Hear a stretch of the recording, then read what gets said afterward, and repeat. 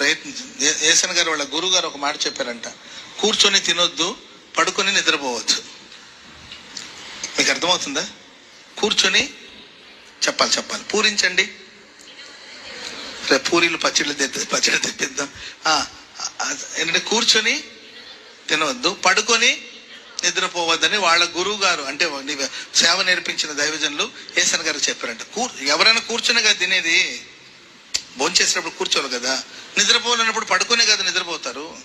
ఇదేంటంటే ఆ తర్వాత వాళ్ళ పెద్దయ్య గారు ఏసన్ గారు చెప్పింది ఏంటంటే, కూర్చొని తినొద్దు అంటే తిండి కోసం కూర్చొని ఉండొద్దు, ఉంటే తినేసి వెళ్ళిపో, అంతేగాని అయ్యా ఉండయ్యా కొంచెం తాలింపులు వేస్తాను, అయ్యా ఇంకొక 10 నిమిషాలు ఉంటే వడియాలు వేస్తాను, ఇప్పుడే కోడి కూర తేవడానికి పోయాడు మా ఆయన, రామగారు నీకు వేడివేడికి చేసి పెడతానంటే కూర్చొని ఉండి తినొద్దు. నీవు ఉంటే ఒక ముద్ద తిని బయలుదేరి వెళ్ళిపో, అంతేగాని కోడి వచ్చేదాకా, కోడిని కోసేదాకా, దానికి మసాలా రాసేదాకా, అర్థమైందండి, దాన్ని వండేదాకా, ఆ వాసన 6 ఇళ్ళకి వెళ్ళేదాకా, అంతవరకు నువ్వు వెయిట్ చేయొద్దు. ఉంటే తిను, లేకపోతే వెళ్ళిపోతా ఉండంతే.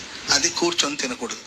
మరి పడుకొని నిద్రపోవద్దు అంటే దాని అర్థం ఏంటంటే, నిద్ర వచ్చేంత వరకు ప్రార్థన చేసుకోవడమో బైబిల్ చదవడం చేస్తా ఉండు. పడుకొని నిద్రరా చందమామ రావే, జాబిల్లి రావే, కొండెక్కి రావే అంటే ఆయన పాటలు పాడుకొని చందమామని పిలవాల్సిన అవసరం లేదు. ప్రార్థన చేస్తా ఉండండి, నిద్ర వస్తే అప్పుడు పడుకోండి. Praise the lord.